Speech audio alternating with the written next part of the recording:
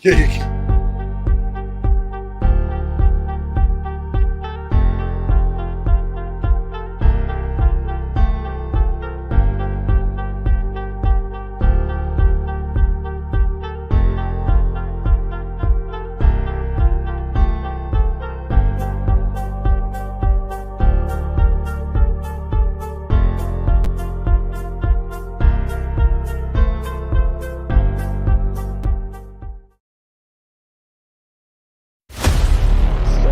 That we go into, we tell the people, lock the door, leave the place. It isn't even worth it for an exorcist to go in there.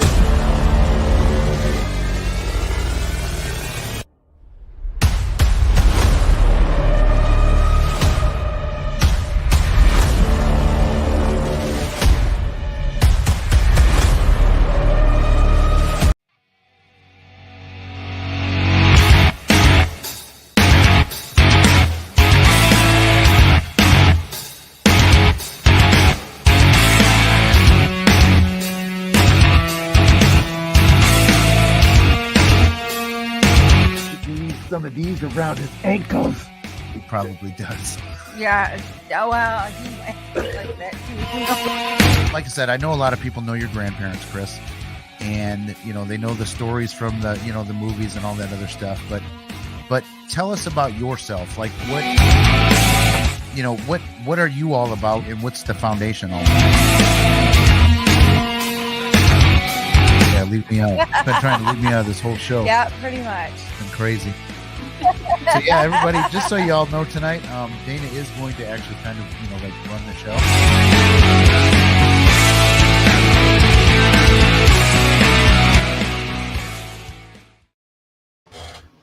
Well, hello, everybody. That was the longer version of the intro. I accidentally played the wrong video. Hang on one second. I got to turn around and grab something. Hang on. So how you doing tonight, Joe? I'm good. I'm trying to chillax a little bit. I'm working all day on some stuff. Whew.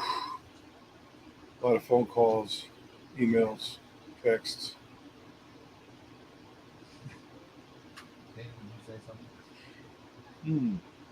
He's up to no good, probably. That's why it's like, I wasn't prepared for this show. I had to get my special.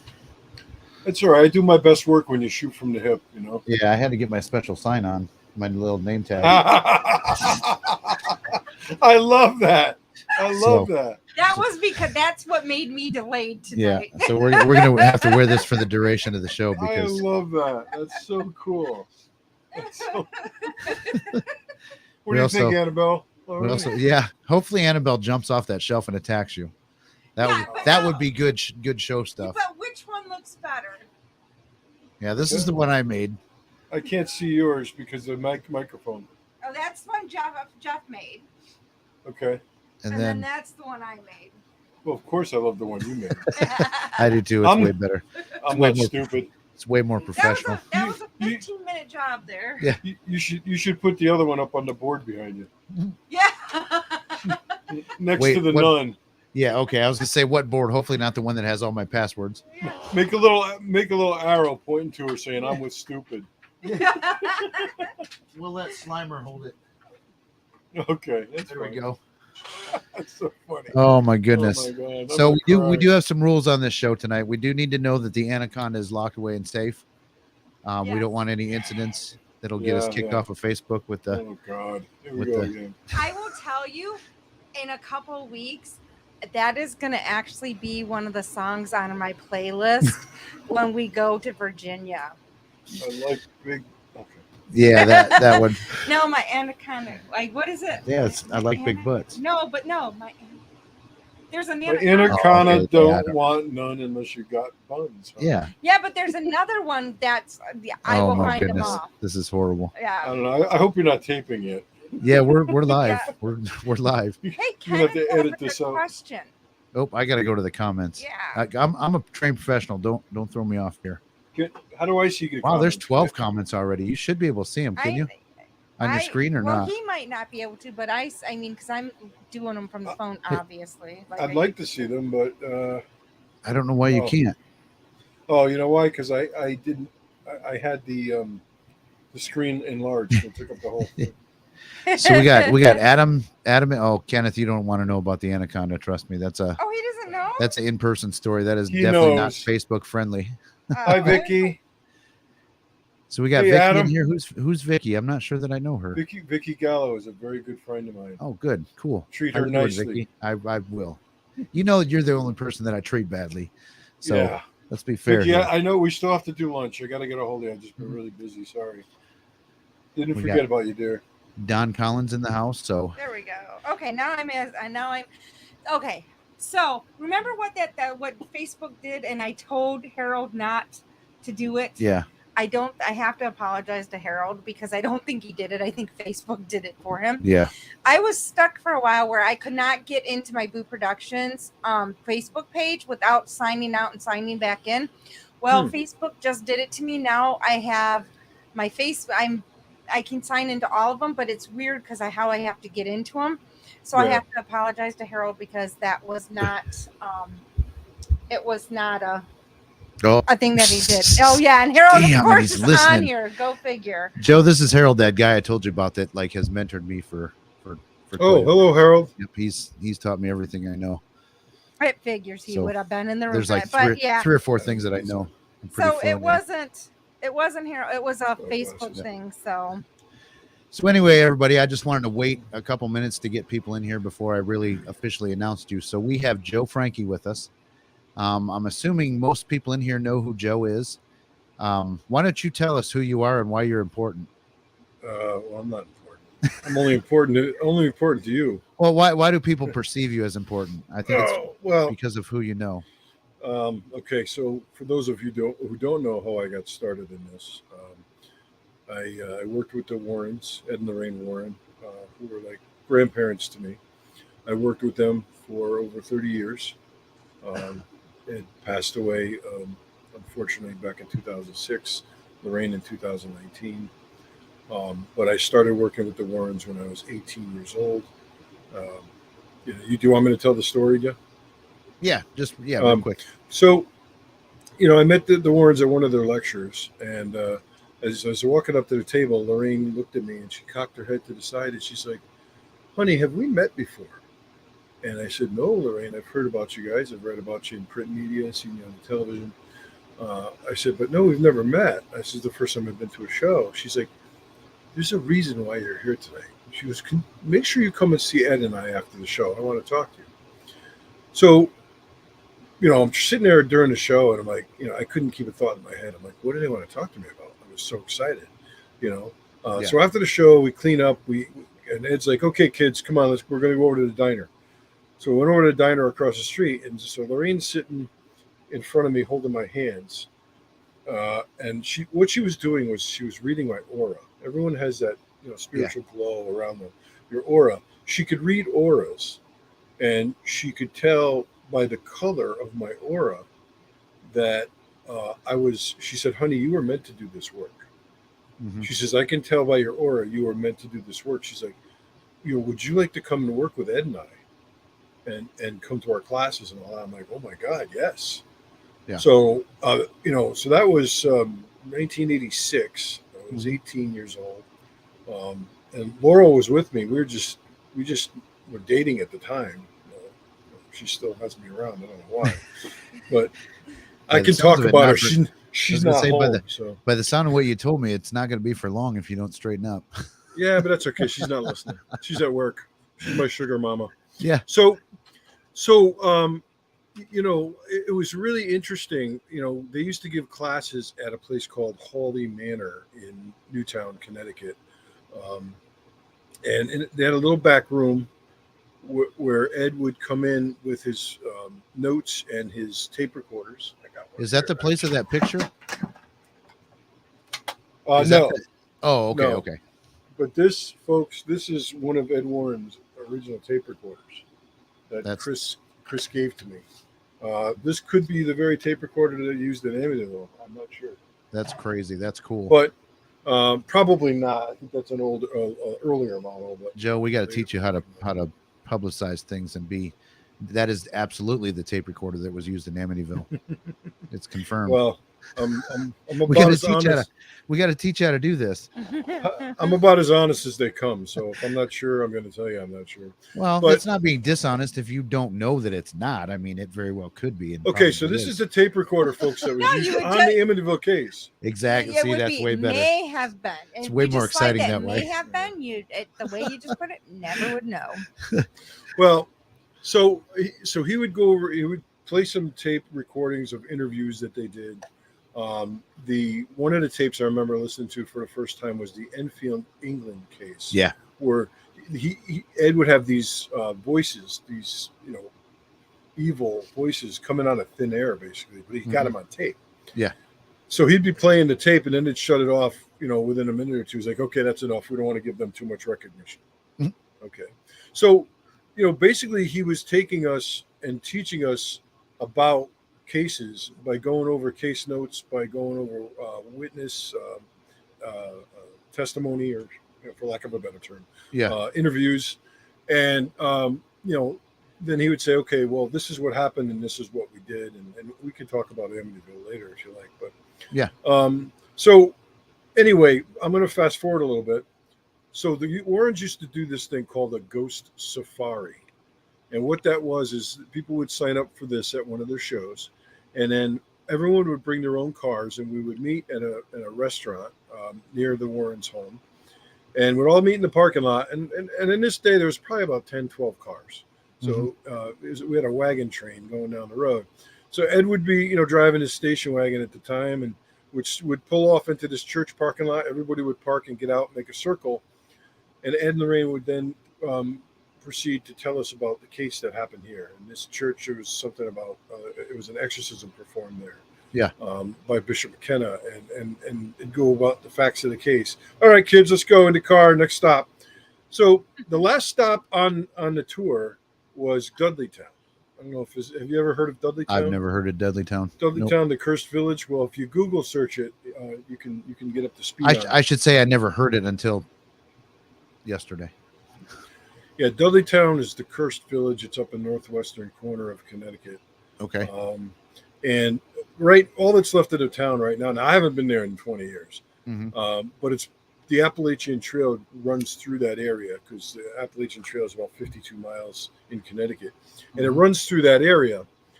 But it was a very rugged area, and the only remains left of the town were some old stone foundations. Yeah. There were no houses left. It was a very rough terrain. It was downhill going down to them. I remember it was rocky, a lot of felled trees and leaves and stuff. It's probably been cleaned up now, but Ed didn't go down there because he was just coming off his first heart attack.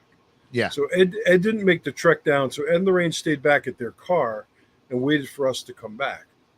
So we go down there, and there was a kid there that knew about the place, so he kind of schooled everybody on Dudleytown and everything. We come back up, and we circle around, and everybody goes home basically. Yep. Ed tries to start the car, and his car won't start. Coincidence? Maybe. He's like, well, I know I'm low on gas, but I could have sworn I had plenty of gas to get us home or get us to the gas station. You can, yeah. So everybody's leaving, and Laurel and I were the only ones left. And I'm like, well, I can't leave them here. Yeah. So I said, let me take a look at it. So I break out my toolbox from my car, and I'm under the hood for a while. I take the air cleaner thing off, and I'm looking, and I'm pumping on the carburetor, and there's gas shooting into the carburetor. So he said, geez, Ed, you're getting gas. You have gas. Yeah. But it just wouldn't, it just kept cranking and cranking. So I'm thinking about it. I'm like, think, stupid bastard. What is it? So I said, oh, could it be that simple? I'm like, really? I said, Ed, hop out of the car for a second. I go in, I grab the fuse box, and I look up the fuel pump fuse. I pull the fuel pump fuse out, and it's blown. Yeah. 15-cent fuse. I'm like, the fuel. I said, could it be that easy? So I took I think he didn't have a spare one, so I pulled one out of the radio. Yeah. Put the 20 amp fuse in. Car started right up. They were so thrilled. They're like, oh my God, kids, come on. It's dinner time. We're going to dinner. It's probably about 8 o'clock at this point. Yeah. Come on, we're going to dinner. So we went down to a restaurant down on Route 7. And then after dinner, we're like, oh, come on, it's still early. Come back to the house. I want to show you some stuff. I want to show you the museum. Yeah. All right. So I was scared out of my mind. Yeah. So Go ahead. let me ask you this, because I think you talked about that the last time you were on. I want to get into some newer stuff. Okay. So obviously everybody knows about Annabelle at the museum. Yeah, she's right there. I borrowed Yeah, her. you borrowed her. Where's her case? I mean, come on, you can't just have Annabelle sitting on the mantle like that. She wouldn't dare jump off that thing. Gotcha. So is there any other objects in there that really, really creeped you out, or that you heard stories of that are lesser known to people? Well, yeah, I mean, obviously Annabelle, supersedes everything pretty much. But Right. There's the Shadow Doll. That's pretty interesting. What's the Shadow Doll? Shadow Doll, it's this satanic doll that was made. I wish I had a picture to show you. Is that thing with the two horns? No, Okay. That's something else. The Okay. Shadow Doll it's made of like human and animal bones, and it's got a human tooth sticking out of its mouth. Wow. And, it's alleged to haunt people in their dreams. It was used for, like, I believe, rituals, satanic black magic rituals. And that one is one of the items that I think that Tony brings to some of their public functions. So that was the one in Conjuring 3. Oh, Then. ooh. I'm just kidding. And Dana pulled a picture of it. She's going to try and show it here. Oh, okay, yeah, thanks. I didn't have a picture handy. No, is that it? Can you Does can it you look show like a it? little? Yeah. Does it look like a little dog? Yeah, that looks like the Shadow Doll. Yeah. Oh, I'm gonna wow. try to get a better picture of it. That's scary. Yeah, the Shadow Doll. It's pretty creepy looking. And then there's a mannequin. I wish I was prepared because I have pictures of me kissing it. I went up to the mannequin of the white Here's the lady. better one. There's the white maybe lady. not. You could probably pull the pictures up there of the. Yeah, she museum. pulled that one up. That one shows the whole thing. Yeah. So here's a better picture of that. Yep, that's it. Oh, hold on. Oops. Oh, geez, we had a laptop blowout here. It's hard with the lighting. And everybody Yeah, else too. Feel free to that's a ask Shadow questions Doll. in the chat. That's a Shadow Doll. So, Right. let me see here. Trying to see who we got. I'm looking in the chat. Saying hello to everybody. Yeah. I'm like, So, do you know the story behind the Shadow Doll? Is there anything specific about that, or was it?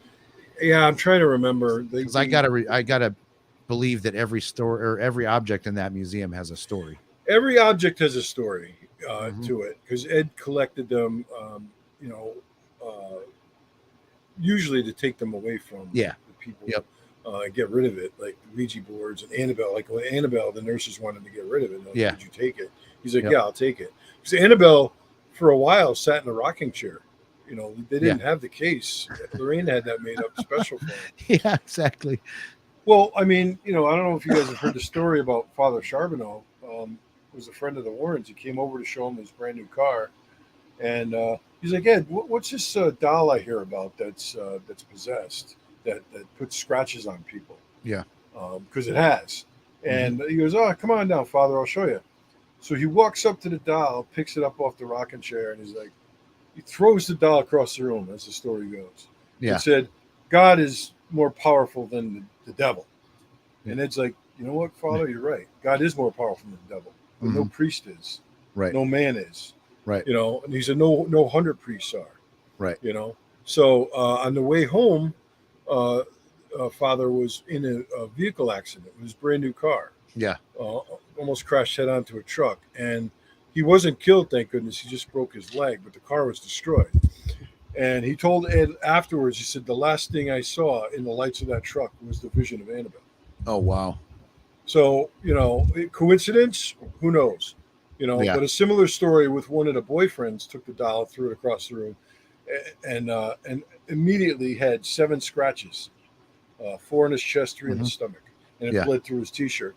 But about the other artifacts, there was, there's the dinosaur from The Conjuring 3, which is The Devil Made Me Do It. That's the field case. Yeah. They had a list of them on here. There's like several of them on there.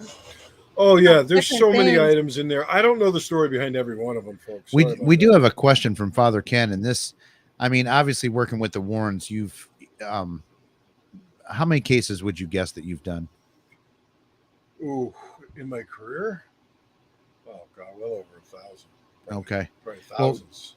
Ken wants to know, what does this work mean to you? Like, why do you do it? Because clearly there's a downside to doing this. You know, anybody that seriously does this knows that. So why do Well, you do it? I do it because the short answer is this was a calling. This was a vocation. Yeah. And Lorraine confirmed that. I was always fascinated in the supernatural, paranormal, but Lorraine confirmed that when she said to me that you were meant to do this work. So Right. I feel it was a calling, and I believe that wholeheartedly. I wouldn't be doing it 36 years later. Yeah. But it means a lot to me because someone has to stand up and fight and help people Mhm. face their fears. Yeah. People that are being afflicted by a paranormal phenomenon, whether they are or not, we Mhm. try to offer some assistance. Yep. Never turn my back on anyone. Yep. You know, even if it's a mental stress or other psychological issues that have nothing to do with the paranormal, we try to discern between the two. That's And I've been telling people a lot lately. Those are, for me, those are actually the harder cases to deal with. The ones that are Yeah. not paranormal, because there's so because many you're other. not trained, you're not Right. trained to help them. Well, how do you convince somebody that, look, I know you think you got ghosts in your house, but Yeah. you know, I really think you need a doctor more than a Right. paranormal investigator, Well, and that's, I most kn- of them don't want to hear it. I know I personally am very methodical about how I go about things. Yeah. I always say that I do more investigating before I even decide Mhm. to take a case. You know, because you want to check into the people, you want to check into the land, the home. Has there been any tragedies in the area or in the house itself? Yeah.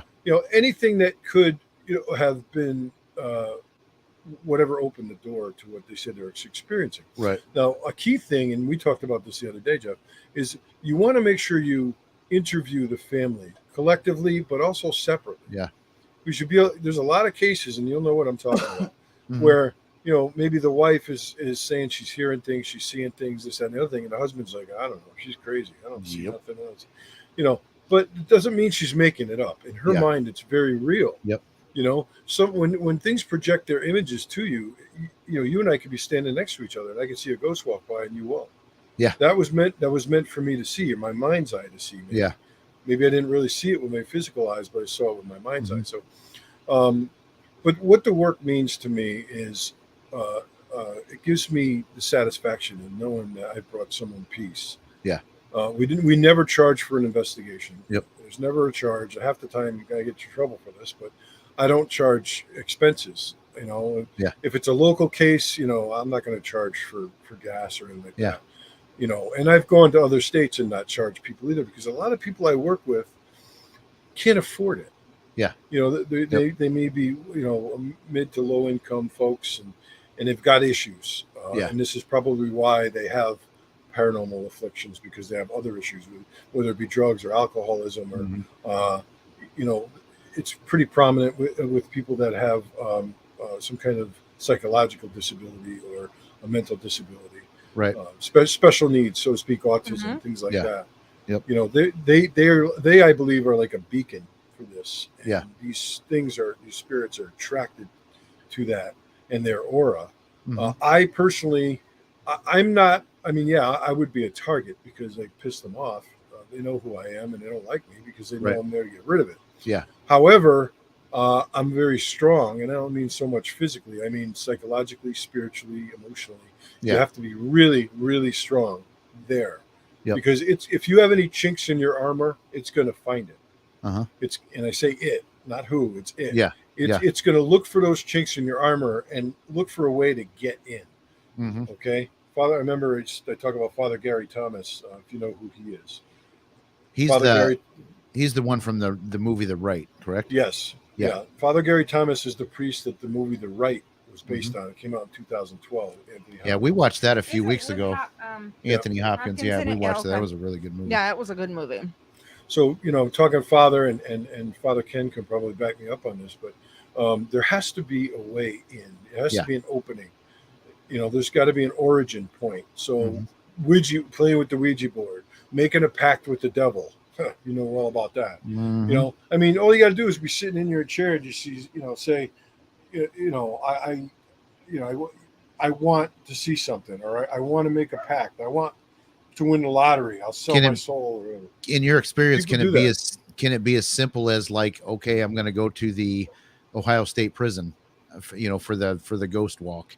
Can it be as simple as that? Because you're there trying to, you want to see ghost activity when you go there. Otherwise, you wouldn't pay $60. I or would whatever say they charge. no, because the key word that we talk about is intent. Yeah. Like the Ouija board. Okay, the Ouija board, it's a board game by Parker Brothers. Right. Okay. However, it's the context in which you use that board which could get you in trouble. Yeah. If your intent is to take the Ouija board to the local cemetery and start trying to conjuring spirits or talk to spirits aren't where their bodies are. That's just their physical shell that's rotting in the ground.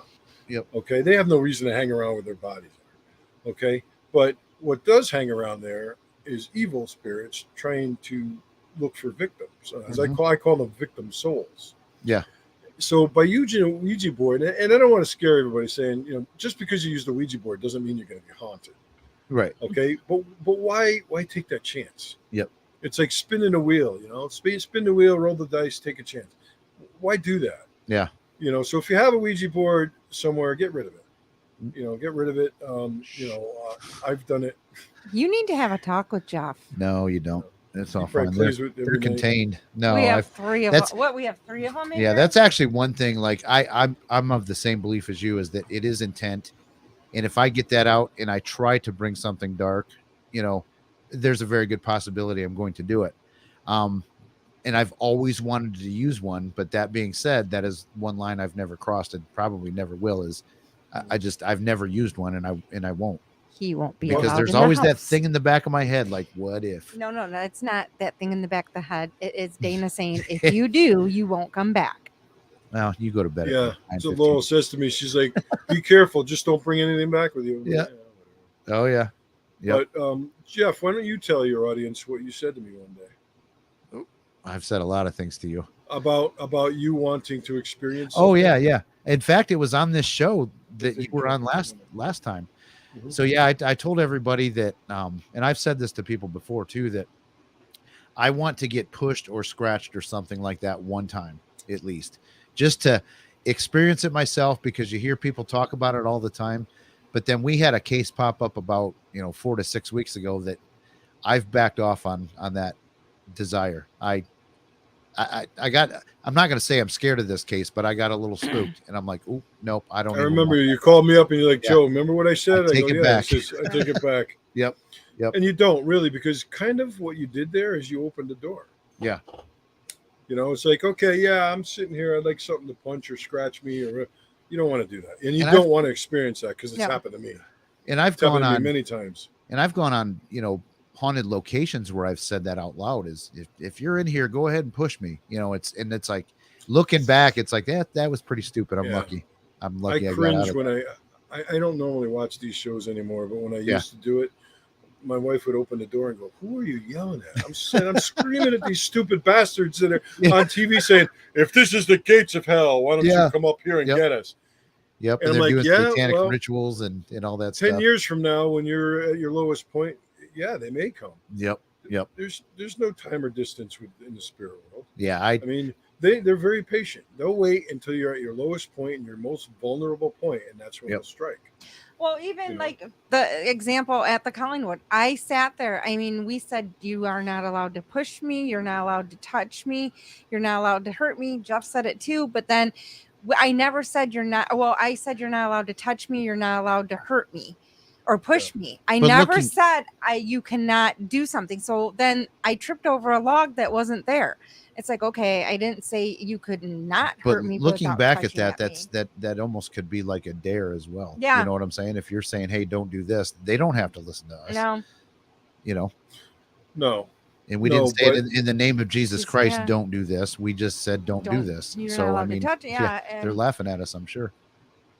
Yeah. And I laugh when people say that in the name of Jesus Christ, or they're holding up a Bible or a crucifix or a cross, or a rosary, and I'm just like, if you don't really believe in what those items stand for, see, that's the thing. So that's the thing. Like, if you ever hear me say that, know in your heart that I believe that, and I'm saying that for a reason, and you better run, because there's something bad if I'm busting that out, So, Ken had another question here. I think we know the answer to this. Is it possible to get attacked even during an intake interview? And that being rewatching it. Yes, because you're giving it recognition. Yep. You can get attacked at any point. If you're taught, that's why Ed said, he goes, we don't. He even told me, he said, don't even look at Annabelle too long. Yeah. He says, because whatever the evil spirits that are in these items, he goes, trust me, he goes, they're watching you. They're trying to study you and figure you out. So when you're doing an intake interview, or even if you're watching one of these shows, like I watched The Demon House the other night, and I never watched it before, I'm giving them recognition. Yeah, I'm giving it recognition. Yeah. I'm recognizing it, and that could be dangerous. Doesn't mean if you watch these shows, something's going to happen. Right. Yeah, I've learned now though. I don't like objects and that. If I'm drawn to them, I don't pay a lot of attention. I acknowledge them, whatever, but I'm not going to keep going back and watching them, or like repeating and watching things over and over again. Like we're talking about the one intake video. I did not watch that fully because I couldn't, because I kept getting drawn into it, and I'm like, nope. Yep. And so I just watched the little glimpse of it that I did, but it was enough that I knew what was going on. Plus, then of course, conversation. But I'm like, I won't spend a lot of time like reviewing stuff anymor. Just that because was a phenomena to me. That was the first time I'd ever experienced that. And the video I'm talking about. Not giving details on it, but every single person that watched that either had technical problems, had visitors, couldn't watch the whole thing. Like, I'm not talking most people, I'm talking everybody except for Jerry. Yeah. Although he probably had something watching him. He just didn't realize it. He's not very sensitive, and I'm not saying that to pick on him or anything. I'm sure something was there watching him watch it. He just wasn't aware of it. You know what I mean? Yeah, no, I just remembered something. See you, Ken. Dana. Yeah, yes. Ken, thank you. Thanks for the questions. But yes, Dana, tell the audience what happened during our last interview behind me. Oh, yeah. The last time, the ghost that's sitting behind him, it actually moved. And I was like, and it went like this. It went like that. Yeah. Yeah. And I was like, because I even asked, I said, do you have like dogs or anything in the room? Because I'm like, that ghost just moved. Yeah. And he was like, are you kidding me? And I'm like, no. And so we all went back and watched, and sure enough, the ghost moved. Yeah. It was just like, how crazy is that? It blew upwards, and that's about 4 feet from the floor. Yeah. And that's because that's why. Yeah, I was like, maybe there's because I even think I asked you if there was a fan on, or if there was any animals in the house, or if you were by yourself, because it was just weird. And it was actually because the face of it was forward, and then the way it moved, it kind of blew and then went back. I was like, that's just crazy. Yeah, I mean, a lot of times things like that happen around here. I'm usually by myself because my wife works nights. Yeah, so she's at work now. She won't be home till tomorrow morning sometime. Yep. Yeah. So let's go back to what you were talking about a second ago. So what was your relationship with that Father Gary? I forgot his last name. Oh, well, Father Gary Thomas. Yeah. Well, I was speaking to him on the phone a couple of times because I had a case in Vermont I was working on. It was quite a few years ago, maybe 8 years ago or so. Yeah. And the homeowner had gotten a hold of Father Gary Thomas. He lives out in the San Francisco area. So I called him just to see, talk to the father to get his take on what he thought was going on and stuff. Yeah. And that's when he told me he's like, Joe, he says, it's almost you got to backtrack. Okay. We're at this point right now in the investigation. Let's backtrack. Let's find out how it got in. That's very important. How did you get in? Okay. What is your name? These are questions that if you can get answers to, you've weakened it. Now you have power over it because you know its identity. Is that a biblical concept? I mean, where does that come from? That if we know their name, it gives us power. I've always wanted to ask that question. That's a good question. That's always what I've been taught. Right. And it may just be a Catholic thing, Christian, because I'm Roman Catholic. But I was always taught that, and this was taught to me by, this is an exorcist. He was trained at the Vatican. Yeah. Yep. About these things. He's like, you try to find out what you're dealing with. Yeah. Is this is it a low level demon? Because there's different kinds of demons. Higher level demons, and we're not going to mention any of their names here. Yep. So we're not going to give them recognition. Well, and we learned that too clearly in the Conjuring 2 documentary, where Lorraine Warren fought that specific one, the V1, that she got. You didn't even laugh at that joke. Oh, I got you. I said the documentary, The Conjuring 2. Oh my gosh. Go ahead. I'm sorry. I'm slow. Okay. It's okay. Yeah. Because we all know those movies are documentaries. Yeah. You're talking the Conjuring movies and The Nun and the Nun. The Nun was in that movie. Is a complete fabrication. Just so right. So, okay. Here's something about The Nun that I've heard is Chris says that's from the Maurice Theriault case is where the concept of the nun came from. Well, the nun, I believe it was that case, but what happened was Lorraine once had a dream about a nun, but not the evil nun that you see on TV. Right. Lorraine once had a dream about the nun, and the particulars escape me at the moment, but the nun itself was a complete fabrication by James Wan for the movies. Right. Okay. Of course, once Hollywood, gets a hold of something. That's why I said, and I'm using air quotes, based on a true story. Right. That means there was a case in Enfield that did happen, and that's pretty much the truth. Right. So I like stories like that. However, I'm always left wondering, okay, what really happened and what didn't? If I'm not privy to the facts of the case. So how much is this Hollywood? You can usually tell. I mean, if your chair's upside down, hanging from the ceiling, Yeah. Could it happen? Yes. But that's Hollywood for you. Yeah. I mean, like, look at The Exorcist where her head spins around. I mean, yeah, that would have killed the boy. It was a little boy that happened. Yeah. Yep. 14-year-old boy. Yep. If that really happened, it would have been killed or broke its neck. Mm-hmm. But that was Hollywood, the spider walk and all that kind of stuff. It is entertaining. I laughed my ass off doing it. There was a guy I don't want to say I know him, but I'm friends with him on Facebook. He's a producer, and he did kind of they went to some of the locations where the true story of The Exorcist took place. They didn't go to the house, but the hospital and things. It's a pretty decent documentary. It's on, I wish I knew the name of it. It's something, it might even be called like The Real Story Behind The Exorcist or something. I might have watched that because it's the Booth brothers, Christopher St. Booth and his brother Philip. But it was pretty good. I liked it. I mean, I hope it was true. Well, a few years ago, there was a Halloween special by Zach Bagans where he actually went into the house in St. Louis where this boy lived. Yeah. Yep. And that's one of the ones I was screaming at the TV on because someone lived in that house. Yeah. So they must have paid him big bucks to move out for a couple of days. Yep. I'm like, but you gotta understand, they're in there using a Ouija board and conjuring and all this stuff. I'm like, then once you and your production crew is all done, you're gonna leave. Yeah. And these people have to come back to their house. Yep. And I'm like, how stupid is he? Number one. Number two, how stupid is the homeowner letting him do this in his house? Well, like you said, he probably got paid a pretty penny, and if nothing's happened to him there, he probably, oh yeah, sure, go ahead. I don't do it. It always usually comes down to money. Yeah, it does. It drives me crazy because what is your soul worth? Can you put a price on it? Nope. I mean, look at the gentleman we were dealing with in Ohio. Yeah. I mean, what is your soul worth? I mean, no, I think obviously people don't know the ramifications before they do it, or they wouldn't do it. Yeah. But then that's why we educate. That's why that's what I've been doing I've been lecturing for over 20 years. Yep. And, it's not like Joe Franke likes to get up there and tell stories. Right. It's like they're true stories, but I have a point. Yep. Okay. Yep. Like the point is, and I'll look at these, up and coming would be ghost hunters out there in the audience, and I'm like, don't get in over your head. Yep. Okay.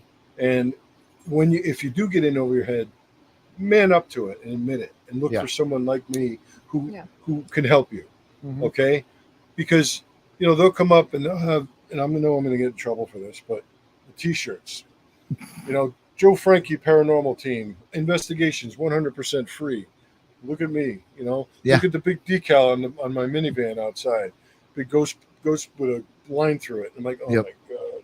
Yep. Oh, the egos just drive me nuts. Yeah. You know, it's like you have a family that is potentially scared out of their minds because they have phenomena going on that they can't understand. Yep. Doesn't mean there's a demon there. Of course, Hollywood would have you to believe there's a demon around every corner.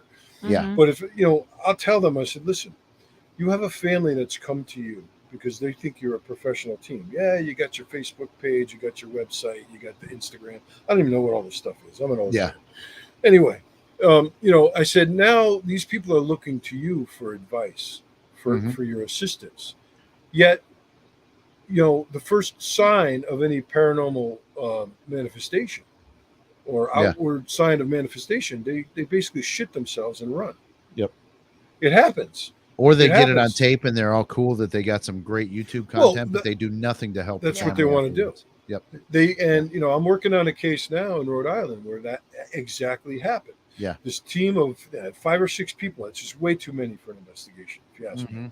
So if there's people listening, I'm sorry, I don't mean to offend anybody. These are my opinions. Okay. But you go in there, 2 or 3 people, all right, and that's it. You can't have a gang of people. There's too much energy in that house. And you need to stay together. Nobody should wander off on their own. I've done it. Full disclosure, I've done it. I've gone on cases by myself. The time too. Yep. I've had to do it in some cases. I've had to do it because they needed me. I actually, and like you said, I mean, I tell people the same thing. Always go in teams, but I'm the first one to break off and go wander myself because it's just my curiosity thing. It's my not curiosity, but like that's just how I like to operate. I like to operate by myself. Yeah. I feel like I get in tune more with where we're at and things like that. So and people have to realize if you want to have fun, ghost hunting is one thing. Paranormal investigations is a totally different thing, and you have to treat them totally different. Yeah, but it's how you treat them that can be dangerous. Yeah. Well, when you're out ghost there hunters should not be doing hunters, residential casework. Yeah. Ghost hunters, people that say, I like to go to the Mansfield prison. I like to go here and, the asylums. And those are the ones that really shouldn't be doing residential cases.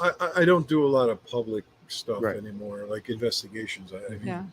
Because, that's fun to do. Some of them are fun and exciting, but they could be dangerous. And I always tell people that please get the proper permission, which most people don't. Yeah. They just sneak into an old property that's alleged to have an activity, but they won't get permission. Even when you go to a cemetery after it's closed, I always say contact the cemetery itself and ask them. They'll probably say no. But a lot of times too, even if you like, there's a cemetery in Sylvania here, which is not too far from us. If you call the police department and say, look, I'm a paranormal investigator. I want to find the story of this certain legend that's there. A lot of times date to a cemetery. I'm sorry. Yeah. Yes, we did. Our second date. It's okay though. We went to the wrong one. So it doesn't count. I'm sorry. Go ahead. Finish. No, we were talking about all the paranormal stuff on the first date. We were like, hey, let's go check the cemetery out. And then we ended up going to our friend Harold's house. And then from there, he's like, well, let me send you guys somewhere. And so he sent us to the cemetery to look for something. I used my ghost hunter status to get in. To woo me. Really? No. It worked. It's like Zach Baggins, man. I'm sorry. I'm looking at Vicky's question. Yeah, I was just going to post that. We have a question up here. So let's show that. What percent of investigations have been demonic presence for? Okay, very little. Very few. Percentage? 2% maybe. What percentage of those investigations are claimed demonic activity? Like, how many of those people come to you and said, dude, I got a demon in my house. I know it. Yeah. And the first question I was asked is, why do you think you have a demon? Right. I mean, what's going on? And then the next question I'm going to say is, how many of these TV shows do you watch? Yep. How many of these movies do you watch? Yeah. I've had people say, oh, we love them. We sit and watch them. I said, yeah, now it's in your head. Yep. I said, a lot of this stuff, I call it psychosomatic. Yep. It's like, okay, it's in your head now. And now you just finished watching The Exorcist. You shut the TV off and go to bed. Now you start hearing creaking noises. Yeah. You start hearing noises that you can't immediately explain. So now all of a sudden, people freak themselves out. Right. Yeah. And I say, please, for the love of God, stop watching these stupid shows. Yeah, I don't even watch them anymore. I don't even watch them anymore. I mean, I might watch like Sometimes I'll turn one on. We'll but we turn don't one on, watch- but I don't pay like 100%. It's like background noise. Mhm. I don't even, since we've been Yeah, really but- get into the paranormal side, investigation side of it, not the ghost hunting. I don't even watch. I mean, Yep. I really don't watch them. If I watch one, it's just for the entertainment. Yeah. Yeah. I laugh my ass off and I get my blood pressure up by screaming at the TV. That's what we'll do. It's like, Mhm. are you serious? I mean, and No. we'll point out all the things they did wrong and they should have done it this way. It's more like that's what we do when we see them. I'll now. say this, and I know it's all TV, but I will say like one of my favorite ones right now is anything Jack Osborne does, because I already think you're laughing at me. Don't you laugh at me, damn it. I'm not laughing at you. Yes, you were. I saw that. Yes, I am. But he just like he's just fun. Granted, I know he's out there to make a good TV show, but I also think that he is really fascinated and interested in this stuff, and he's his. But he's got one too that with the what is it the It was the brothers? Bigfoot one. No, the Ghost Brother. Yeah, with they the do a Ghost review Brothers, show. They do like a review to debunk stuff. Yeah. That one's pretty good. Mhm. Well, let me put it. Let me Here's put my it Joe this way. imitation right now. And I'd like to know how many people watching agree with this statement. Anybody that really truly needs my help does not want to be on television. Right. People want complete anonymity. They do not want to be Yep. have their lives. It's like when people go on Dr. Phil or Jerry Springer. I'm like, Yeah. why would you do that Yep. and embarrass yourself in front Yep. of the world and air your dirty laundry? Yep. I mean, no amount of money Jerry Springer could pay me would have me do that. Yeah. There's been a You few know, times but- too where we've gone on investigations. People call us and, oh my gosh, man, it's so bad in our house and it's affecting our kids and this and that and the other thing. So you set up an investigation and a meeting, and you go there and they got a deck full of people with a cooler full of beer. Yeah, Like We're the that's we're entertainment. the entertainment for the night. Like what? Yeah. See No, ya, I did I'm out. I was asked 20 some odd years ago, the Chart House restaurant, which is now called Abigail's. Vicky, you may know where that is.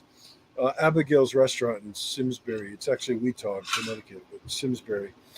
So the manager / owner, I guess he was the owner at the time, asked us to come up and do an investigation because there were a lot of reports of seeing apparitions and Right. ghosts and stuff at the restaurant.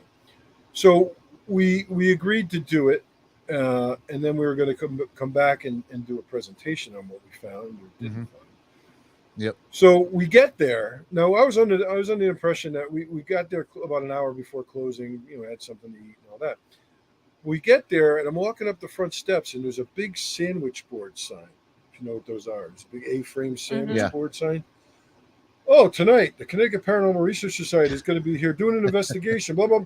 And it's like, the owner had invited his loyal patrons and friends and some Yeah. family members, and there must have been at least 50 people there, maybe more. Oh gosh. Mm. And I pulled them aside. I'm like, "What have you gotten us into here?" I said, Yeah. "You asked me to investigate the building, but I can't have all these people here." Yeah.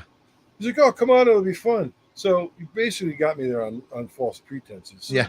I said, "This isn't really what we do." He said, Mhm. "We can investigate, but I can't have all these people walking around." Yeah, like a we've tour." had an investigation like that, Yeah. and it was like Nah. it made it worse. And then one person that was in the group started antagonizing when we said don't. Oh, And they- there's always one person. Yeah, and it was bad. Yep. Well, I mean, for years when I was with the Warrens and they do the lectures, we used to get people like that. I was security. I got my security shirt on here. Yeah. I literally would. Anaconda. I would really. Joe Franke shirt on. Right? Yeah. Well, sometimes I had to hit him with that, but I'd walk up to the That's people and say, "Listen, you're being disrespectful. I'm not going to permit that." I said, Yeah. Be quiet. And most people would be quiet. Mhm. But there were times that people had something too much to drink, and I'd say, you're going to have to leave. Yeah. And I said, Yep. I would say to them, I'm like, if they give me a hard time, I said, well, you're going to leave. It depends on whether you walk out or you get carried out. Yeah. Yeah. But Yep. you get people. Just getting back to Dana's point, where people we call it liquid courage. Yeah. Yeah. They have too much to drink and they're not afraid to say anything. Yeah, come on and get me. Oh, I'm not afraid of you. And I'm looking like, yeah, if that really happened, first Yep. you say it, then you do it. Yep. Well, and it was kind of aggravating because I was the one being affected by it. They didn't come after it. I mean, they weren't going after him. They were coming after me. And it's like, stop. You need to protect yourself. Anytime you go anywhere, whether it be a public establishment or a private case, you need to protect yourself. Yeah, and this was, I mean, this has been a long time ago. I've learned a lot since then, and I always protection of myself first. But many of these people, they may say they do, but they don't, or they don't truly know how to protect themselves. Yeah. I think, that's what Vicky does. Vicky can teach you how to protect yourself the right way. Yeah. Gotcha. And you want to be, when I go on a case, like if I ever have to come to Ohio to that case we're talking about, I'm going to have to, unfortunately, I'm going to have to go to confession, but I'll probably get thrown out. So I'll have, God, the Pope wouldn't even be able to. But yeah, I would go to confession and say the rosary, and you want to make sure you're in in a good place, state of grace, as we call it, so that you can seal any chinks in your armor. Because, I mean, people say all the time, like, "Oh, Joe, aren't you scared?" They go, "You're damn right, I'm scared. I'm human." Yep. I mean, when I was younger, when I was in my 20s, and the first case where I got picked up and thrown across the room when I was 310 pounds. Yeah. I'm like, Casper the Friendly Ghost can't do that. Doesn't have that kind of strength. That is something negative, evil, demonic, whatever you call it. Scared the living bejesus out of me. But I got up and I said, you know what? Is that all you got? I was shaking. I was shaking like a leaf. I had goosebumps everywhere. I didn't know what happened. I couldn't explain it. Well, I got never scared. Get used to stuff like that. I got scared and I'm not going to get into details and certainly not going to show this video or anything, but that video you shared with us the other day, just the audio of that person getting tossed. Yeah. Like that unnerved me. That was really, really scary. Yeah. We don't have the video, but I'll explain a little bit if you like. Go ahead. Case I worked on back in 2008. I worked on this case for 4 years. Yeah. 4 years. Okay. So it's not like on TV where you go in there and you film a half hour or an hour show. And at the end of the show, it always says the family is now happy in their home. And I'm sitting there going, yeah, right. You're full of it. So I was working on this case, and we were there just to set up some cameras and let them roll for a while. Yeah. And the children were in their room, and they were twin girls, about 18 months old. And we had a static camera pointing towards the children, and they see one crib in the foreground, one in the background. And one of our investigators was there, and I just asked her to take notes and document stuff, but she wandered off while I was downstairs busy with the psychic. And she went upstairs, and she was just taking pictures. She wasn't conjuring. She wasn't saying a word. Right. And I think you can hear her say something like, hi, or, whatever, something like that to the babies. And all of a sudden, the baby stood up in the crib and went, sit down. Yeah. And on cue, almost on cue, this woman, she explains it. She said it was like two linebackers rushed her, picked her up off of her feet, and slammed her into the doorway. Yep. And you could hear it. You didn't see it because it was to the right of the camera, but you could hear the commotion, and then you could hear the terror in her voice. Yeah. She's like, "Oh my God, Joe, get up here, get up here." She says something just effing pushed me. And she was terrified. Yep. And I come upstairs, and now I'm pissed. I'm like, yeah, push me. Come on. But I'm telling you, folks, don't do that. Yeah. All right. I'm full disclosure. I've done a lot of things I'm telling you not to, but I was young and stupid then. Now I'm old and stupid. But she left the work and never got involved again. Matter of fact, we contacted her a year or two later to ask her if she would do an interview with us to document what happened. She says, I don't want any part of it. She goes, I've tried to forget that. And we respected that. I said, I respect that. I'm sorry that, I had to bring up a sensitive issue. But, she was the weakest link at the time. Yeah. All right. I cleared that family out of that house, and I went into that bedroom by myself. Yeah. And I sat there for well over an hour. I just sat there. I sat there on the floor up against the door, and the camera was like right next to me. Yeah. And I'm like, I said, how are you when they come a little bigger, you son of a... I was going off on this thing. It wanted nothing to do with me. But you can hear, as we're running up the stairs to take care of this woman, you could hear growling. Yep. You can hear this guttural growling that was coming from everywhere. Yep. It's like that. and just, you could hear it because the homeowner It still said, gives me "What's the that creep, growling?" the chills. and that baby, the way she laughed and said, Yeah, "Sit down," down. and then Yeah. boom, you hear this just commote like, Well, oh my god. And then Yeah. a few seconds later, you see the baby go down into the crib, and then you see Mhm. this entity come up out of the crib and exit stage right. Yep. And there was nothing but a wall. This is on the Stop her. second You gotta floor of the stop her. house. Yeah. Yeah. So there I was mean- a wall, so it's a very creepy tape. We show it at our lectures. Yep. Yeah, I still get the chills when I think about that, and especially when you see the entity come up, Mhm. because it looks like it pulls up and it's looking at you as it's It almost pushing looks away. like It's the oh. White It Walkers is. from the Game It of is. Thrones show. It's some of the creep. It's definitely Yeah, the creepiest thing I've ever seen. We I actually have. Let's go to this question real quick, and then speaking of videos, I do have one that dog video. You said we could show that. Yeah. Okay, let's go ahead and show that first, and then we'll get to Jerry's question about Coast to Coast. So let's play this video. Let me get to it real quick. So this is, you want to set this one up? How did you get this video? Okay. So this video was sent to us. So it's not somewhere where I wasn't there at the house. Right. This video was sent to us by a friend of a friend.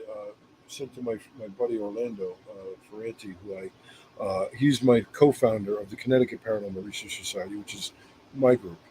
Yep. We've been around since 1993, but so this video came in because he wanted Orlando and I to take a look at it and give us feedback on it. So this girl is house sitting for a friend, house sitting / dog sitting. She had 2 dogs, big dog, little dog. Mhm. And the girl, I guess, was on her phone. She was videotaping the dogs. They were coming down the hall, and they ran over to her. But in the background, he's like, what the hell was that? Did I just see? It happens very quickly. Yep. In the background, you see the shadow person just go across the hallway. But on the other side of the hallway, it was just an outside wall. There's no doorway. Yep. Or not even a window, as far as Right. I understand. So what happened was the girl, I don't know, she uploaded this video to Facebook or something. And people started commenting, and who's that in the background? I thought Yeah. you said you were alone, kind of thing. Yep. He's like, what are you talking about? She didn't notice it. She Yep. didn't see it with the naked eye. Yeah. So she went back and reviewed it and got terrified. She ran out of the house and called the police. Yep. The police showed up. She showed them the video on their phone, so they actually saw this thing. Yeah. And from what I'm told, because I wasn't there, Yep. what I'm told, the police went in guns drawn. Right. They had their weapons drawn and they searched the house. Yep. And they couldn't find anything. Let's So go ahead yeah, and play. roll that beautiful bean Yep. footage, will you? So I'm going to set this up too a little bit. I think I played it once normal, then I slowed it down, and then the last take of it, I totally whacked all the lighting and all this stuff. So hopefully you can see this thing a little clearer. I So don't here think we go. anybody will have a problem seeing it. So look the back hallway to the door. There's no audio in it. There it went. And Please now I'll zoom in. comment if you haven't seen it, if you don't see it. Right. I'm going to make my screen bigger.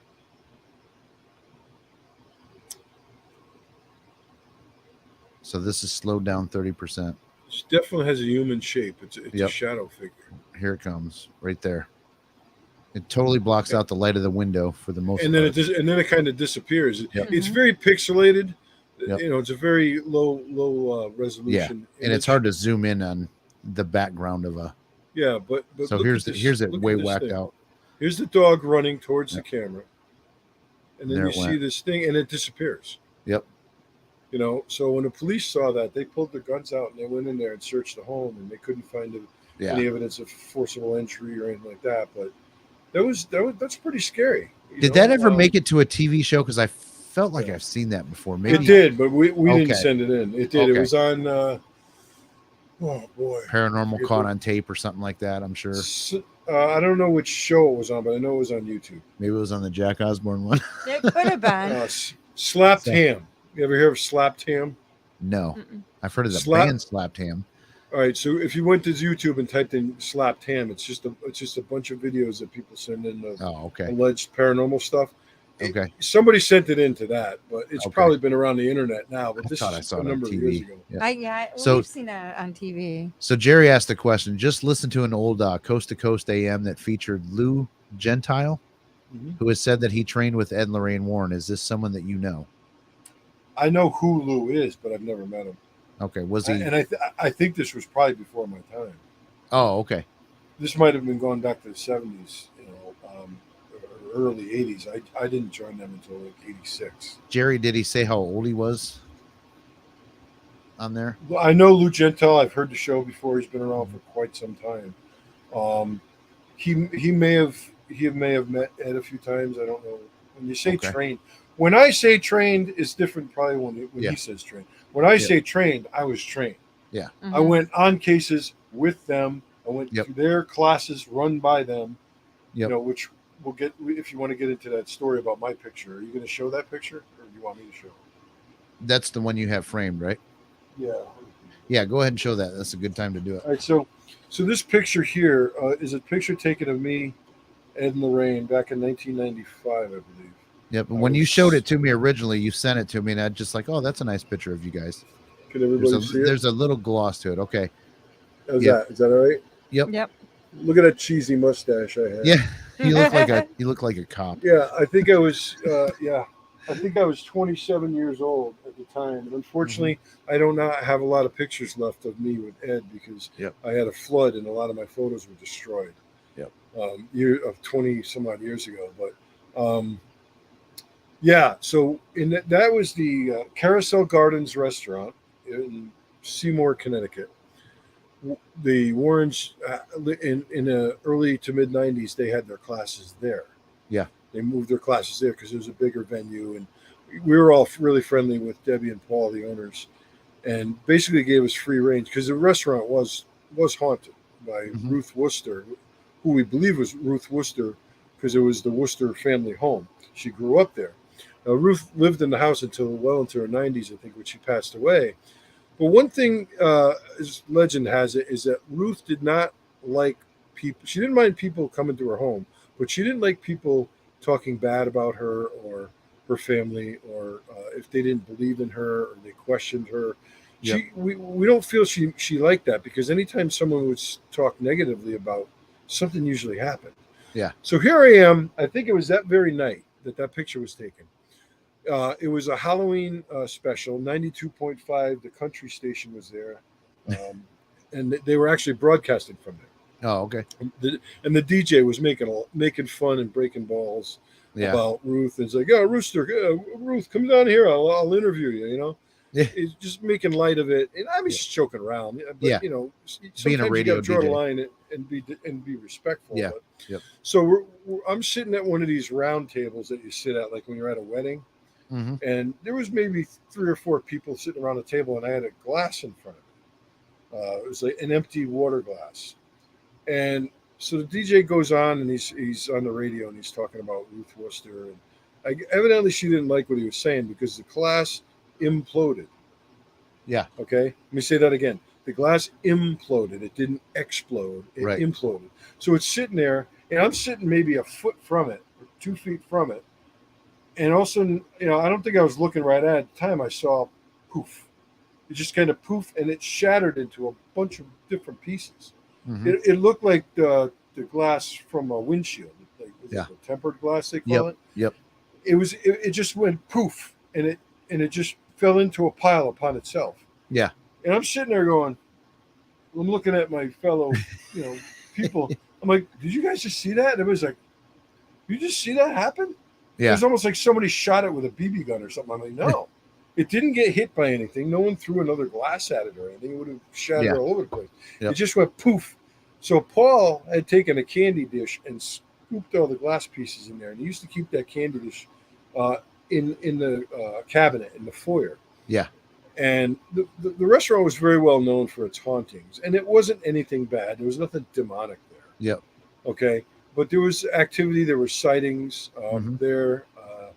I never saw Ruth myself, but I have got a lot of photographs that of what we call psychic mist or ectoplasm.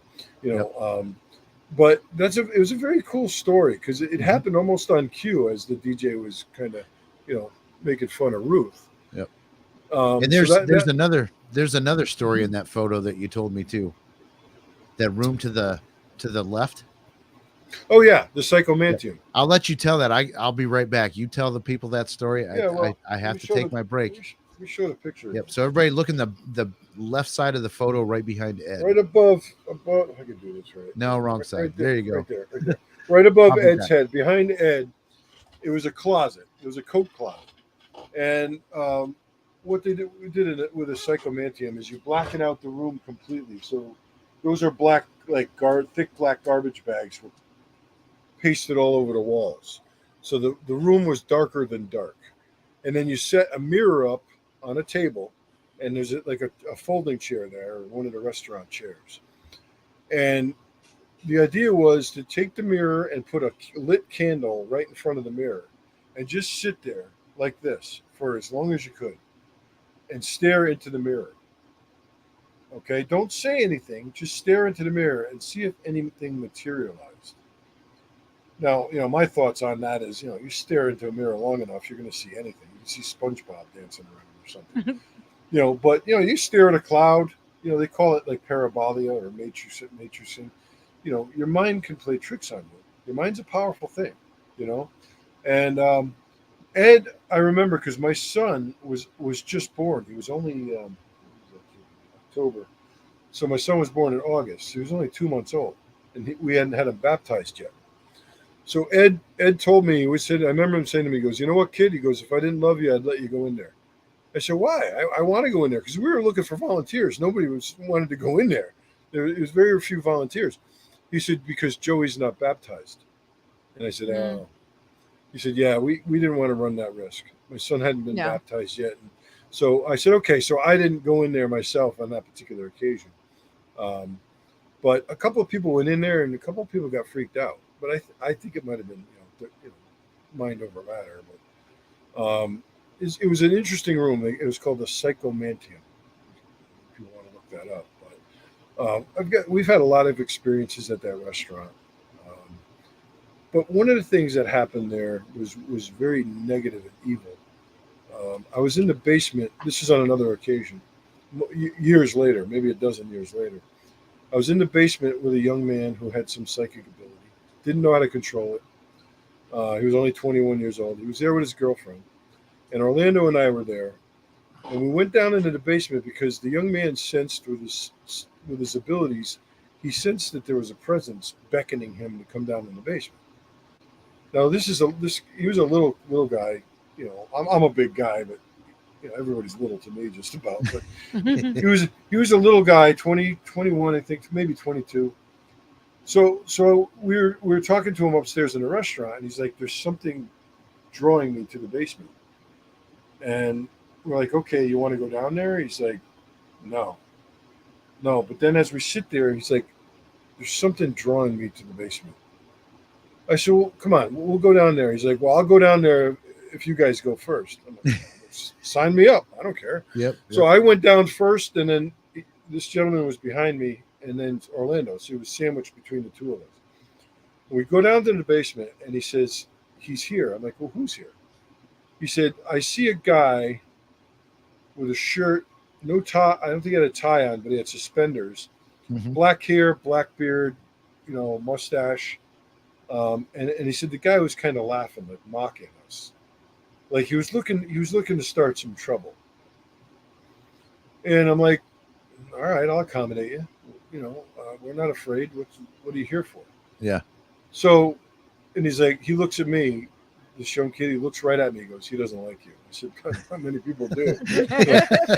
But no, he's like, "No, he doesn't like you." He's like, "He wants a fight." I go, "Well, tell him to materialize." I said, "I can't fight something that I can't see." I was pissed off. So I'm like, "Who are you threatening? I don't care." I had been doing this a long time by then, but so he's like, he just left. And like, okay, good. I scared him away. Yeah. That's what I said. I always have a face for radio, He goes, No, you don't understand. He's coming back, but he's coming back with others. Oh. I said, "Oh, he needs help, huh?" So the next thing you know, I'm making a joke of this, but it gets serious here. So the next thing you know, the kid's getting really agitated, really fidgety, and he's like, I want to get out of here. And I'm like, okay, well, so Paul came down with his camera and was taking some pictures, the owner. And all of a sudden, I was standing here, and Orlando was here, and Tony, the kid, was here to my left. All of a sudden, I feel him and hear him being lifted off of his feet. So it was like something huge just shoved him. He was actually off of his feet, and I was there, so instinctively I grabbed him. I get in a bear hug. Yep. Okay. He took my hands like I was nothing and ripped them off me, and he was like, I'm out of here. He never touched the stairs. He was so scared. I mean, it's not funny, but it is. Orlando got hit in his shoulder. Yeah. He felt the blow in the shoulder, but I happened to grab the kid because to my immediate right was the stone foundation of the building. Yeah. This kid could have smashed his head. Mm-hmm. I mean, he was going almost horizontal, and I grabbed him, and I just remember him ripping my hands off. And we have a photograph. I didn't send it to you, but I have a photograph. Sent that to me the other day of you. You can see your hands. You have him. Oh, okay. So I did send you did send that. Yep. So it's just a picture of me, and I'm like this, and he's like running out of there, and his girlfriend's standing there like saying, "Let's get out of here." Yeah. But Paul had snapped that picture right around that time because we sensed this. So whatever was there, in my personal and professional opinion, was not attached to the house or to the restaurant. Right. It was attached to this young man. Okay. Now this young man did serve over in Desert Storm. He Yep. was and he saw some action, so he had some PTSD. Yeah. But he just didn't know how to handle this. Yeah. And I feel that whatever we experienced came in with him because I had never experienced anything before or after that in that location. There was never anything bad there. Mm-hmm. So I believe this attachment with him. Oh, thank you, Vicky. Well, just look at Jeff's shirt. Well, he took my sign off. What's up with that? The little clippy thing was hurting my neck. Oh, come on. I'm not worth a little pain. So you're worth a lot of pain. Okay, you're going through enough pain because you're put it on listening to me. Put it on the right side so that you can at least see it so the microphone doesn't cover. So I guess one of the points I'm trying to make to everybody is not everything is evil. Right. Matter of fact, to answer, I think it was Vicky's question. That's better. Very, very small percentage of cases that we actually talk to people on the phone. Yep. Are even paranormal in nature. You always want to look for a natural explanation to something. You left her out. I mean, if you hear scratching in the walls or in the ceiling or something, maybe you got a raccoon or a squirrel. No, I didn't. You could have an animal, a mouse, something. Open the door for her. So investigate first, and then you go up there and you find animal droppings or something. Yeah. Don't immediately go to the paranormal. But with all these TV shows and movies that come out, people immediately go to it's a demon. It's an evil entity. And I'm like, why would you think that? Well, because that's what YouTube, all the YouTube videos say. Real demon captured on tape. I mean, that's the one that they get all the views. It's I understand it. It's a sensationalism. It's a thrill seeking.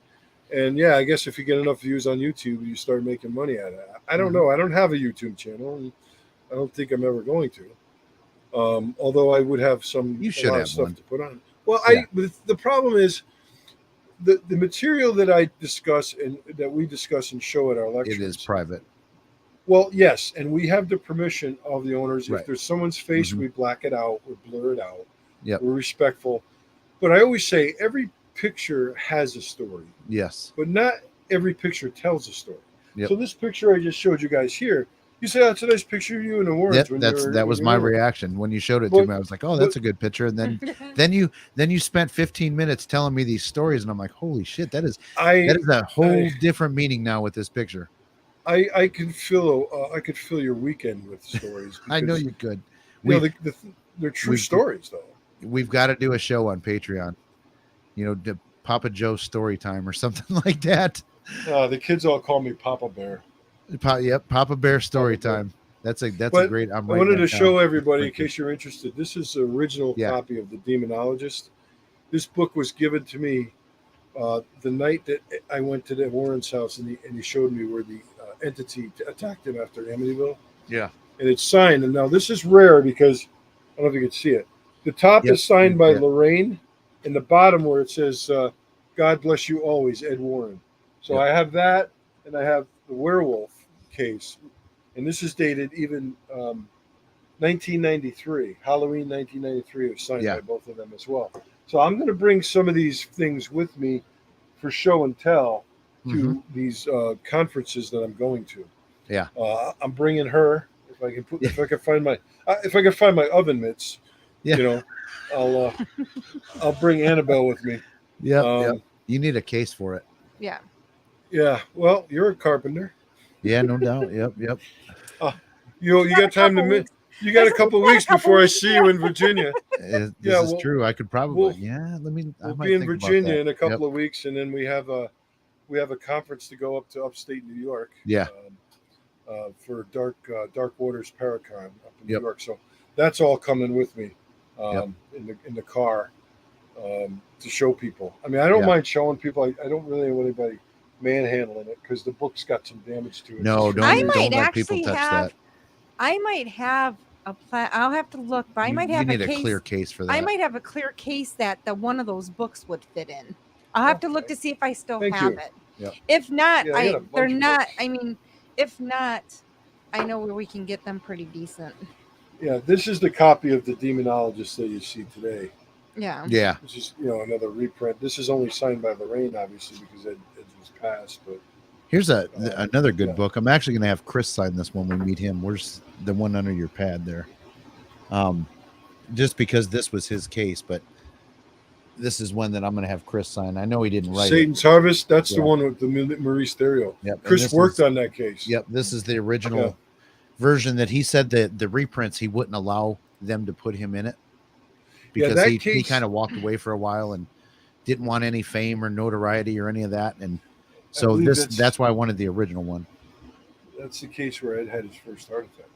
That was the Maurice Theriault case, right? Maurice Theriault case. Now this case, this case is fascinating. I was always fascinated by the video of it, the exorcism. Yeah. I was not involved. This case happened in '84, 2 years before I became part of the team. Okay. Chris was in on this case. Yeah. So this guy would sit there during the exorcism. Now, most people think exorcism, they think Linda Blair is flying around. Yeah. No, he sat there very calm, didn't make a move. Mm-hmm. Okay. And his eyes, you could watch a full, it was over 3 minutes. He did not blink. That's impossible. It's impossible. Yep. But nope, he was possessed. Yeah. And he's sitting there and his eyes were like serpent's eyes. Mm-hmm. And he just sat there and you could see his whole demeanor, his face changed. And he's just sitting in a chair. He's got a white t-shirt on. Yeah. And tears of blood was coming out of his eyes. Yeah. And there was drool that would come out of his mouth. And when it hit the shirt, it turned to blood. Yeah. So it would drip down and it would be red. Yep. It's great to hear like Ed tell the story and Chris, because they were there. Yeah. I wasn't there. Yep. But you could see it on the video. The Warrens used to show this during their Warrenology events. And I think Tony might still show it. I don't have access to any of these tapes. I would love to be able to show people. Yep. But and we have some Chris, still photographs. I know Chris was involved in here again. This is another Hollywood movie, but The Haunting in Connecticut. The house is 15 minutes from me. Yeah. Were you involved in that case too, or Vicky? Not? I was not. That case happened. Okay. I think it was 1988. Yep. I wasn't ready. Okay. Ed told me I wasn't involved in that case, but Chris was, and John Zaffis was, and they experienced a lot of stuff in that house. Yep. And that's another thing where Hollywood, like, it seems like they Hollywoodized a story that didn't need it. Like it's scary enough on its own, the true facts of the case, and why would they do what they did? I just don't. Well, that's true with most of these movies that are based on a true story. If you just told the true story, it's more interesting than the BS they made up. The movie with Virginia Madsen that came out in like 2009 was terrible. Which the only one thing was that? The Haunting in Connecticut. Oh, there was a movie. Did you ever see it? I don't know. Yeah, there was 2009. It came out. I've seen that. Okay. I guess I didn't realize it was that long ago. Yeah, I've seen that movie. The story behind that case is that they lived in upstate New York somewhere. Yeah. And Carmen and Al Snedeker had their boys, 3 boys, and I think 2 of the nieces lived with them too. the youngest son had leukemia, and he had to go to UConn Medical Center for cancer treatments. Yep. And they would have to drive every other day. They were driving down to Connecticut from New York. And it was a like 3-hour trip one way, right? Yeah, it was Yeah. really hard for them. So they wanted to find a cheap rent because they didn't have a lot of money. Yep. Who does these days, right? Yeah. They wanted to find a cheap rent, so she stumbled upon this house. She's like, "There's no way I can afford this house," Mm-hmm. And I guess it was a cheaper rent, and they could afford it. So basically, on the spot, they're like, "We'll take it." And they didn't know at the time that they signed the lease or whatever that it was a former funeral home. Right. So they go in and it's beautiful wood. And, the house was very ornate. I've seen pictures. I haven't been there. Yeah. But the downstairs that they made in the basement area, they made that the boys' bedroom. Yeah. And there was a set of doors that you open up, and that led into the embalming room. Mm-hmm. And there was a drain in the middle of the floor where all the blood and stuff would go down into the blood pit. And then the chain hoist was there where they used to bring the caskets up and the bodies up. And a lot of stuff went downhill really quickly in that house. And it was really focusing on the kids at first. Yeah. It got so bad to the point where Carmen removed her oldest son from the house, and they had to put him in a hospital for a while. Yeah. And he was screaming bloody murder. "Please don't leave me. Don't leave me." And they're like, "There's nothing we can do. You have to stay here." And he looked at his mother and said, "Now they're going to come after you." And boy, did they. And they did. And Chris really needs to tell the story. He knows it better than I do. Yeah. Yep. I should have him on again too to those talk family about that members. They were attacked. They were Chris and John were sleeping in one of the bedrooms, and the bed was actually shaking and levitating. Because they actually spent quite a bit of time staying there, Chris and his cousin, right? I want to say 6 weeks. They spent a long time there, from what I remember. And that brings up a good point. When I've been on a lot of cases that I've worked on for actually years. Yeah. But there's been times where I've spent a few nights with people just to let them rest. They're like. The only time they could sleep is if they knew that I was there. Yeah. Someone was there. Yep. But that, I was exhausted because I never would get any sleep. Can you hear the dogs fighting? You hear the growling? That's not a demon. It's the growling. That's our dogs. Yeah, I shut my door. I don't let the dogs or cats down. I was hoping Annabelle might do a dance for us. Oh my gosh. Yeah, if we locked the dogs out here, it would be nothing but barking at the door. The door would be coming down. Yeah. Well, Bubba would be okay because Bubba knows how to open the door to get in and out. Boo, that's another story. She would sit there and whine and bark until Bubba would open the door for her to get in. So, well, Joe, we're sitting here at hour and 20 minutes. I think we should probably. I can't believe time flies the way it does. I know, right? Again, we got to get you on again sometime because there's still a lot of. I wrote down stuff that we didn't get to. And I'm sorry, I'm very long-winded. No, it's when you have a good guest that tells good stories, you let them talk. You don't interrupt. So. Well, I'm hoping that it was educational for some people because that's why I lecture. Because a lot of the people at your lectures are up and coming paranormal experts, right? Yeah. And I just want to tell them about the misconceptions and the common mistakes that people make.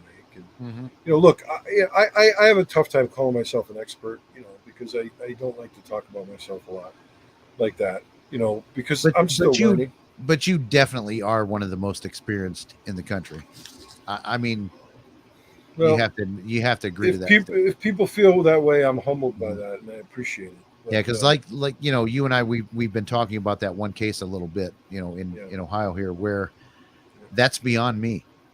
I freely admit that. I like you said, check your ego at the door. So like I had to call you in on that case because you've dealt with that stuff. I haven't. This is the first time that I've ever said, I think we got something really evil going on here. And and I've never dealt with that before. One thing I didn't mention on the show, which I will quickly, if you'll allow me, is a lot of people can self-manifest things. Like psychokinesis, psychokinesis, without even knowing it. They don't realize they're doing it. Yep. So a lot of things may not be paranormal. It might be, something coming from the person. And they're self-manifesting whatever activity is there. It's very possible. Yep. The mind is a very powerful thing. Mm-hmm. Yeah, but you and movement I of both objects know. and things like that. You and I both know that this particular one had an entry point. Yeah. Yeah, we do. Yep. And if it gets to the point where we need to go there, and I have to go there, I'll be there. Yep. I mean, somebody has to do this work, folks. Yeah. Yeah. Somebody has to look. Somebody's got to do it. And I'll be honest with you. So I went to it was more Pentecostal type church, and I actually got asked to leave the church because I would not drop doing the paranormal stuff. They said you're no longer welcome to play in the worship team, and you're not a member anymore unless you drop doing this stuff. And I'm thinking to myself, that is the dumbest thing in the world that I've ever been told. Because why do you not want Christians out there doing this work? You know what I mean? If these people are going to seek out help from somewhere, and why wouldn't you want Christians seeking out or being the ones that help these people in the end? It baffled me. People have to understand that Yep. people that are afraid of this, they just turn the other cheek. And I'm like, just because you ignore it doesn't mean Yep. it's not there. Yeah. It's there. It may not be affecting you personally, but it's there. And I mean, Jesus needs to didn't. be dealt with. Jesus did not send the disciples instead, but stay away from those demons. The disciples all cast demons out. It was part of their thing that they did, and it wasn't. And so I can don't we. know. The So church, can we, the if church we know what irritates we're me a doing. little bit. Yep. Yeah, we won't. Just one thing I don't discuss openly is politics and religion. It's not worth it. You lose friends that way. Yep. I don't discuss it on Facebook or anything like that. I don't Yep. get Same into here. Yep. And I'm not saying I doubt the religion. It's the church itself. You know what I mean? I think the church is in a bad state in general. The church, if you know what I'm saying, it's in a bad state right now, and but it is what it is, and that's a whole nother show. Yeah. So anyway, no, Joe, I'd love to come on again sometime. And Yeah. talk about Yep, different for stuff. sure. We could, but we got to stop that. We got to start that Papa Joe show. I really think we need to do that on Patreon. You got lots of stories to tell, and I got think it. people I wanna have hear 'em. it written down. Story time with Papa Bear. Deep thoughts with Joe Franke. Oh God! You guys get into my head. You better strap in. Yeah. We got to Not get you a good on. video camera, though. Not strap on. Strap Yep. in. Hey, we said the anaconda was going to stay in his anacondas. cage. Yep. That was a rule for tonight. God forgive me, Yes. Father Ken. I think Father Ken left the conference. Yeah, he did. He had to go eat. He's lucky. But we gonna got have all to kinds of other blackmail photos of you with these dead dolls and stuff. Kissing Annabelle, kissing the ring chick, wrong with it. the nun.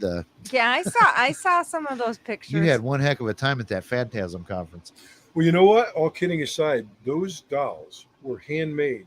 Yeah, by, that's what you by said. some wonderful woman, Tammy. She lives down in Ocala, Florida, with her husband. Wonderful people. She I felt like we were family. She calls me bro. I call her sis. Yep. I mean, wonderful people. But this woman is phenomenal. Mhm. She makes these things by hand. Yeah. And so she's making me, just for me, a handmade Annabelle doll, the movie Annabelle, not this one. Yep. Yeah. And she's going to make it for me, and it's going to go down here in my Halloween room. Yeah. Yep. She'll be sitting up here next to the other one. But this one, no, folks, this is not the real Annabelle. I don't think anybody believed it was, but gosh, that's a second height See now, violation. Jeff's gonna go ahead and make you a case, and it looks That's a right. little bit more real. You got to go roll that thing around in the dirt a little bit. Yeah, I think. just kind of. It's too clean. You just got to roll it around in the mud. Actually, this one is from around 1970. This is a vintage one. Yeah. It's the same time period. Yep. Yeah. It's just whoever had it took good care of it. Yeah. Yep. Well, they took too good of care of it because it needs to be runs through some dirt. All right, brother. We will talk to you later for sure, and we will. We're obviously going to meet up here in a few weeks, and I'm looking forward. to that. I'm psyched. We're probably going to go Facebook Live a couple times with this meeting. I think we should. Yeah. So it's going to be a good time. So. Thank you everybody for watching. I see that we had a couple people in here that never said a word. Like love Sue. you too. Sue never said a word. I didn't know you were in here. She said hi. Oh, did she? Okay, I missed it. Well, thanks for watching, Sue. I hope you guys enjoyed it. Yep. And Cleo too. Your point on the your point was good there about the God. What did I? She answered the question for us. We were talking about the witch, a naming. yes, And then the naming the entities. So Cleo had a good answer on that. Yeah. Yeah, and she's So I absolutely right. appreciate Yeah. Cleo too. She's another one that see. I try and end this show, and it always goes like the 4 endings. But so Cleo and I had a occurrence 3 weeks ago. I think it was a Friday night. I was watching a Facebook live show by a famous bishop, and that's all I'll say. I'm not going to say the name. I know who you're talking about. But this guy was in the chat talking about how the demons were telling him to kill himself, and he was going to kill himself. And it went ignored. So after the show, I sent this guy a private message, and I said, dude, if you really want help, like reach out to me. Let's chat a little bit. So, but anyway, to make a long story short, I talked to him for an hour and a half through Messenger, and then I got Cleo involved because he was over in the UK, and that's her territory. And I actually think he filled out paperwork, so Cleo probably is involved with his case. But has anybody checked on this guy? Is he okay? Yeah. Well, I don't know about recently, but I know Cleo talked to him that night too, and really was integral in talking him down. He was in a bad place. So, oh, Cleo, you're being. She says I was a hero. I disagree. I think you were a hero. Oh! See, now I'm gonna have to get you something that says Jeff's hero. Or next time you're on, you better have a damn Joe's t-shirt. Hero. Get one of those I'm with the hero. Yeah. There you go. But no, Cleo, you seriously. And he's like, I'm with the anaconda. Yeah. we got to be careful. Facebook's gonna kick us off. I'm just kidding. But no, Cleo really, she stepped into and really kind of took over the conversation because I was drained. You know what I'm saying? It was, I needed some backup. I can't believe he didn't even acknowledge what he said. No, he didn't. It really pissed me off. Like, he's a man of God. Yeah. How do you, yep. Well, in theory, and I really thought he was legit, but now after seeing that, I'm like, I think you're all about TV shows and what can get you popular. He was legit until he started going on these shows. He was. Yeah. Well, but it's his show. I just, the thing is, I know it's not something he missed because he acknowledged the comments above it and below it, but he but those he ignored it. Like, and I was hoping, okay, so you ignored the comments during the show, but please tell me the second that show ended, you messaged that guy, but he didn't. So that really irritated me. Yeah. So, okay, now we're going to end it for real. I will not go off on another rant. So we appreciate you again, and I'm looking forward to seeing you, and I'm hitting end broadcast. I'm worse in person. I'm just warning you.